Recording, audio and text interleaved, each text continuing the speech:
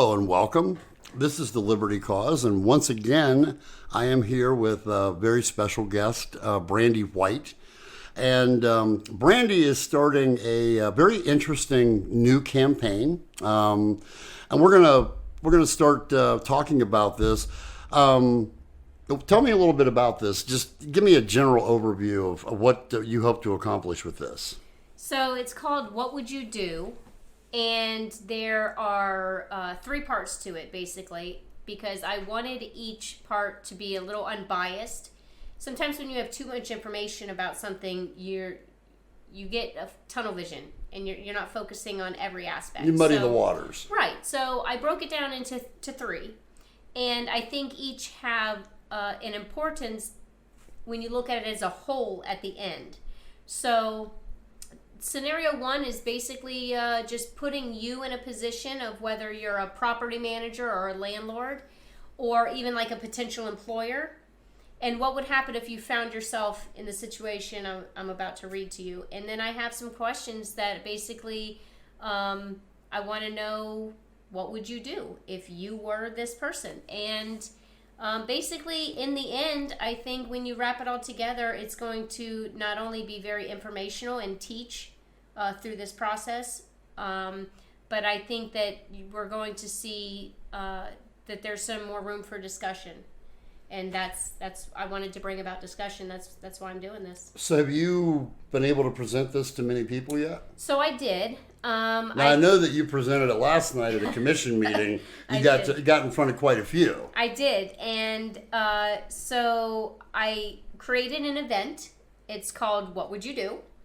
And it's on Facebook. It's a reoccurring event. And we'll have that in the description below, so you'll be able to go and find that Facebook event. Yeah, so basically I'm doing the same thing. You don't have to attend anywhere. If you can't find me out and about or whatnot, you can go to this event, and I put the scenario up. I put the questions up, and I'm just encouraging people to answer the questions honestly, as if they were in that scenario. What would they do? And so I did get a chance to go to the public last night. I went to a local commission meeting here in Deltona. And I set up about 5:30, and I decided to give away some free bags of popcorn. The meeting here, or the commission meeting, is we give awards away for the children in the beginning. So I felt it'd be a great time to discuss things with family. What I had to say is very informational, very educational.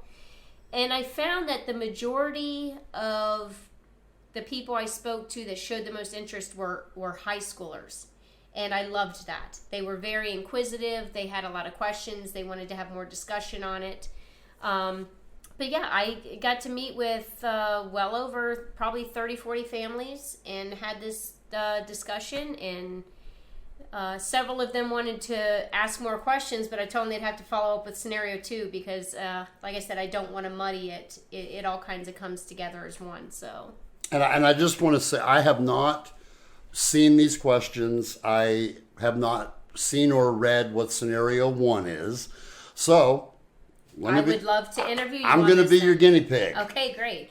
So like I mentioned, let's say you are a landlord or property owner of a beautiful 5-bedroom home. Like, you do your own renting out of your property, or better yet, let's even say you're a potential employer of mine. I sat down with you. We had a great rapport. I had a great interview. Same thing with renting your home. We had a great discussion about why I wanted to move in. You asked me about my, obviously, work history or credit history, or if it's in terms of employment, my resume. And everything looks great. Everything looks like it's good to move forward, and you're going to let me know, the next day. And you decide to do the rest of your due diligence, right? You say, well, this is my beautiful home, or this is my employment, this is my business. I want to make sure that the person I'm hiring is on the up and up, right? The last thing you want to do is hire somebody with a long criminal history, or to rent your, beautiful home to somebody who, is known to throw crazy weekend parties or something, right? Well, unless, of course, you're the Deltona Commission, and then that's a prerequisite as being a criminal, but that's a whole other scenario. So I decided, everything's good to move forward. So here you are. You're this potential, employer or property manager, and You do your due diligence. You decide to run my name through the local clerk of court. A lot of employers do this. A lot of rental agencies do this. A lot of people who don't want to spend the money on big background checks, they use the clerk website. Let's just do a quick case inquiry and see how this person is, right?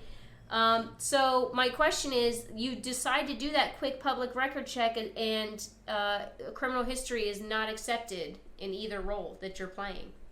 And suddenly this pops up. So my question then becomes to you, now what? Did anything change? So my first question is, everything was great the day before. I was the perfect candidate for either position you're holding. But now what you see up on the screen right now pops up when you ran my name. So my question is, did anything change?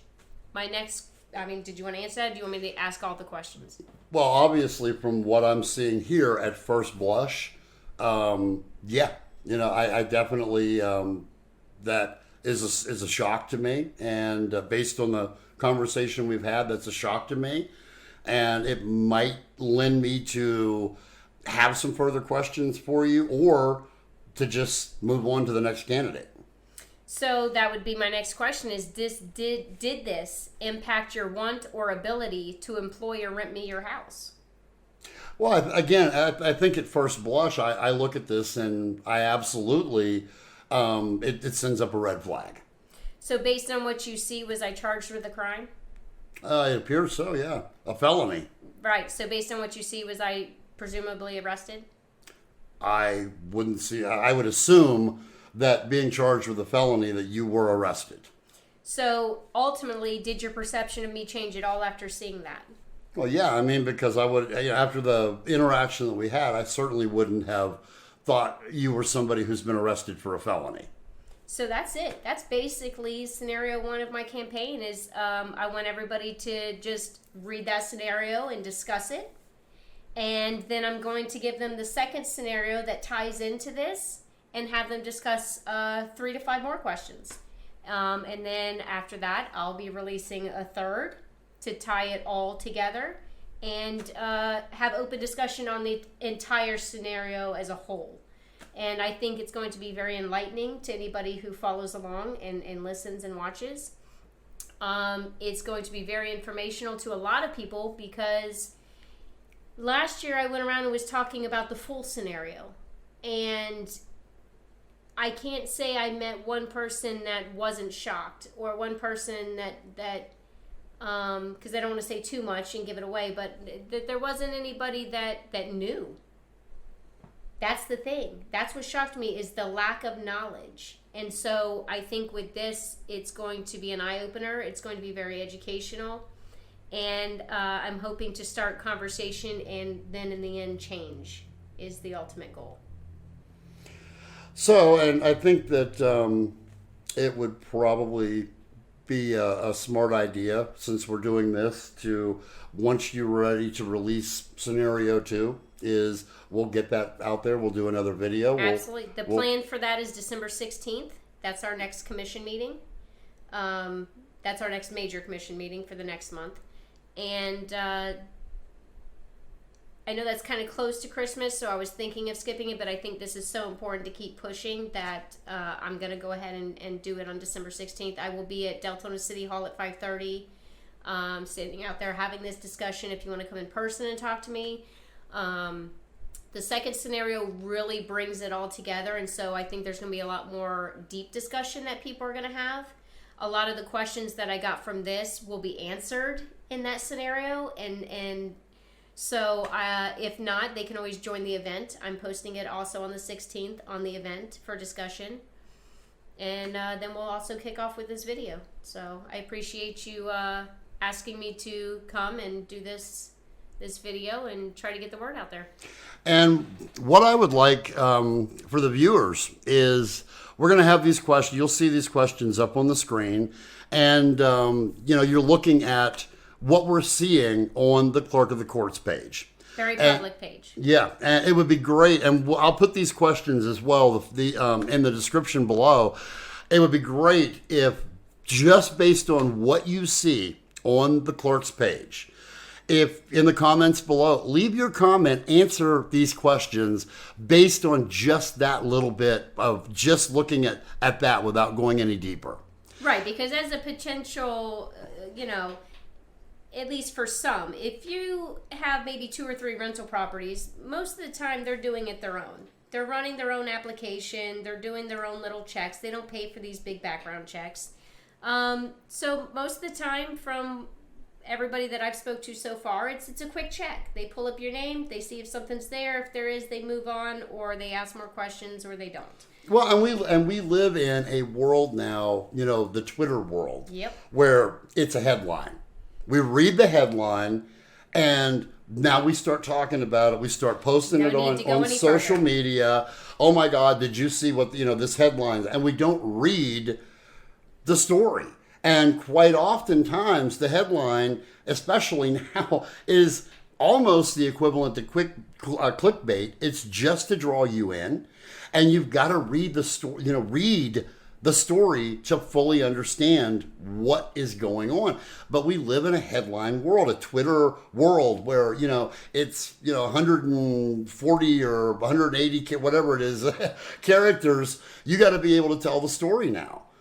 So people don't do those deep dives.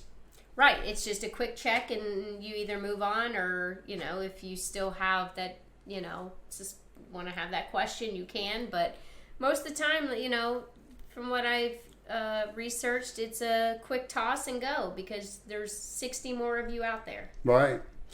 All right. Well, thank you so much. And thank you. And we will be back here in a couple of weeks with scenario number 2. And the questions that go with it. So for the Liberty Cause, thank you, Brandy, and we will talk to you all soon.